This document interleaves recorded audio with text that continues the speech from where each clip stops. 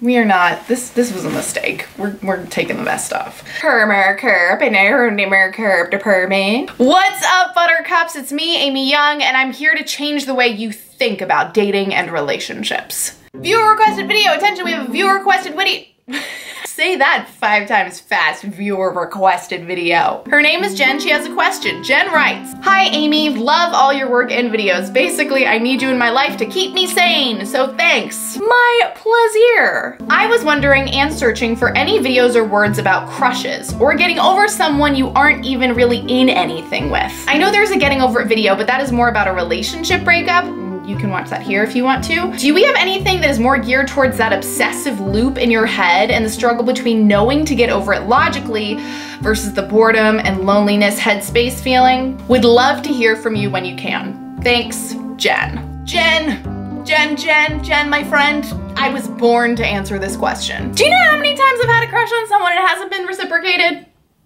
Not enough fingers and toes, mi amigas. So when it comes to just crushing on someone and it sounds like it's probably not being reciprocated and you're having a really hard time getting over it, it's like, whoa, wow, what's going on here? That tends to happen for a couple reasons. Number one, you're a human being and human beings fucking hate rejection, any kind of rejection. Back in them caveman days, if you were to be rejected, that was like imminent death. You're like, I am going to starve and freeze and die in the wilderness. That's what this means. And that primal fear will actually get engaged when we're rejected in present day. Like he doesn't text you back. He does not want to go out to see Lego Batman with you this weekend. Oh my God, you're so gonna like die and freeze and starve in the wilderness.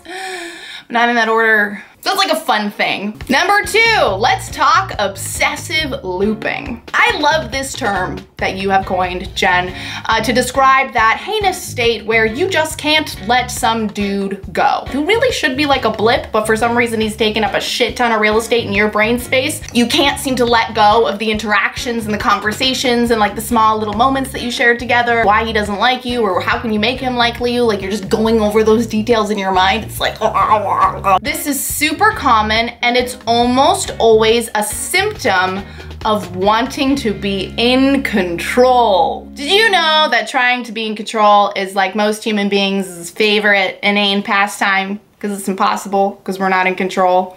But we're like, yeah, I can do this. I'm gonna be in control here. You're not. Crushing, dating, relationships, falling in love. I mean, this is one area where we have like almost no control. This other person, they're gonna do what they wanna do and they're gonna be who they are and they may not be who we want them to be and we might not be able to stop our feelings for them and we can't even control ourselves and we're already all Twitter pated for them and we have no control. It's very, very uncomfortable. But if you're someone who likes to be in control, you're gonna do the one thing you can possibly do. Control it mentally. You will pack and unpack your experience with that person in and out of like neat little mental boxes and you'll label things and put things in different categories and you'll talk about it with different people and you'll explain it to yourself over and over again and you'll make up imaginary conversations. You want to control it on some level. So the only way you know how you can control it is to just fixate on it and turn it over and over again in your mind.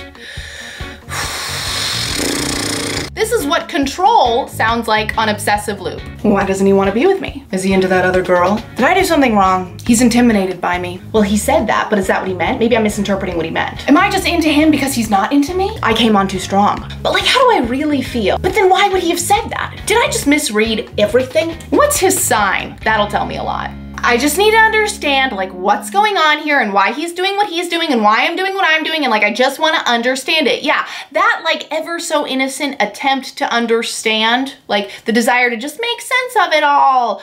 It's a fucking control-seeking maneuver. We want to understand all the moving pieces of this so that we can take this shit from like a question mark or an ellipsis to like a period or an exclamation point, and it's not gonna happen up here, but we tell ourselves that it can. It's cute that we do that. And if you find yourself replaying events and going over details and obsessively looping on this person, you need to fucking interrupt yourself. Oh, Oh my gosh, I'm sorry. I was in a haze because I was doing this thing I do where I like try to control mentally this like situation that I have going on over here, but it's not actually like, it's just a pretend form of control that I give myself. It's not actually getting me anywhere. I'm trying to stop doing it. I'm sorry, were you in the middle of something? You need to have that conversation with yourself. And the benefit of doing this, of interrupting yourself, not succumbing to the obsessive looping, is that you actually get some like space and distance between you and this whole situation. Because right now, it's like you're staring at it under a microscope and like trying to like understand all the little pieces and parts of it. But under a microscope, stuff just looks like squiggly lines and like weird colors, and you're like, that doesn't look like anything. But if you can take a step back, if you can go to the movies with your friend, if you can like stop talking about it and thinking about it and journaling about it so much,